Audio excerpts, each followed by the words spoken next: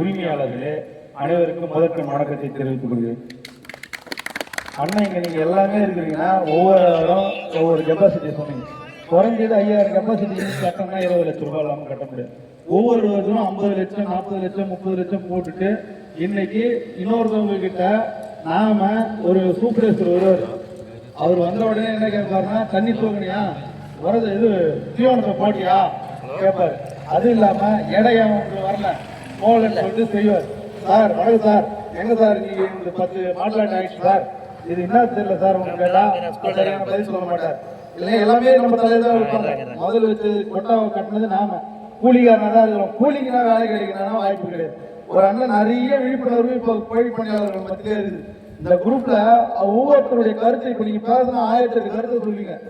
ஏன்னா இந்த பண்ணை சார்ந்தவங்க இங்க இருக்கிற நிர்வாகி கிடையாது. நீங்க இங்க இருக்கிறது எல்லாமே பண்ணை சார்ந்த நிர்வாகி தொழில்.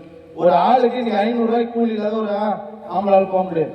ஆனா பண்ணை 1 லட்சம் 5000 கெப்பாசிட்டி கட்டினா இன்னைக்கு 70,000 80,000 தான் நம்ம காசை வாங்குறோம்.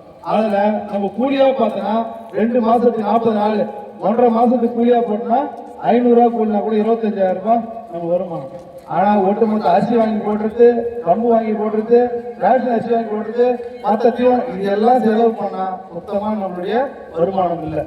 அவரு அண்ணன் எங்க ஊர் தான், மாம்பழத்தூர் தான். அவரு இன்னைக்கு செங்கல்பட்டுல போயிருக்காரு. அவருக்கு தெரியும், ஏன்னா அவருக்கும் தெரியும் இந்த பண்ணையில எங்க ஊர்ல ஒரு 8 பண்ணை வச்சுக்கிறாங்க. எல்லாம் நண்பர்கள் தான். பண்ணை காட்டின அத்தனை பேரை நிலத்த வச்சுக்கலாம். பண்ணை காட்டின அத்தனை பேரை பொண்டாட்டி அம்மா நகை பூரா வித்துட்டு இன்னைக்கு கௌரவத்துக்கு பின்னி இருக்கும். ஊருக்கு என்ன சொல்லுவான், கோயில் பண்ணையை காட்டினா இன்னைக்கு தொழிலை விட்டு போறான் பார்த்தியா, அங்கலாப்புல போனா மாறிக்கலான்னு அப்படின்ற கௌரவத்துக்கு தான் இன்னைக்கு செய்யக்கூடிய நிலைமை உங்களுடைய ஒவ்வொரு மனசுல இருக்கு. அந்த நிலைமைதான் இருக்கிறோம். முதல்ல 350 விசா கொடுத்தாங்க. அப்ப கட்டுப்படி ஆகணும்னு 650 வந்தவொடனே பரவாயில்ல, நாம இன்னொரு 5000 கெப்பாசிட்டி போடலான்ற ஒரு எண்ணத்துல நம்மளுடைய பண்ணையாளர்கள் ஒவ்வொருத்தரும் கடன் வாங்கி லோன், பேங்க் லோன், இது வரைக்கும் இந்த அரசாங்கம் விவசாய கடனை கூட தள்ளுபடி பண்ணிக்குது, டிராக்டர் லோன் தள்ளுபடி பண்ணிக்குது, நெல்லருக்கு ஏற்ற அத்தனை கடனையும் தள்ளுபடி. என்னைக்காவது கோழி பண்ணையாளர்களுடைய கடனை தள்ளுபடி பண்ணிருக்குதா? நீங்க உங்களுடைய கூலி 6000 ரூபாய் வாங்கிக்கிங்க, 200 ரூபாய் கறி கோழி கடையில விற்கிது, 300 ரூபாய் விற்கிது. இன்னைக்கு ஒரு பேப்பர் ரேட்டு போட்டாங்க. இந்த 10 நாள் நம்ம போராட்டத்தை அறிவிச்ச உடனே 50 ரூபாய் ஏறி போச்சு. இன்னும் நம்ம போராட்டத்துக்கு எத்தனைன்னா, சீனாவில இருந்து இருக்கட்டும், அமெரிக்காவில இருந்து இருக்கட்டும், வேற எங்க இருக்கட்டும், 500 ரூபாய் 600 ரூபாய் இல்லாத கிலோ கறி விற்காது. இது எலெக்ஷன் டைம். கோரிக்கைகள் வர்றதுக்கு எதனால இந்த டைம்ல நம்ம போராட்டத்தை அறிவிச்சுக்கிறோம், அதை நம்ம சிந்திக்கணும்.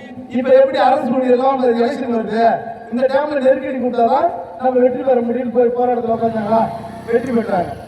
தூய்மை பணியாளர்கள் கோர்ட்ல கேஸ் போட்டாங்க, போராடினாங்க. இது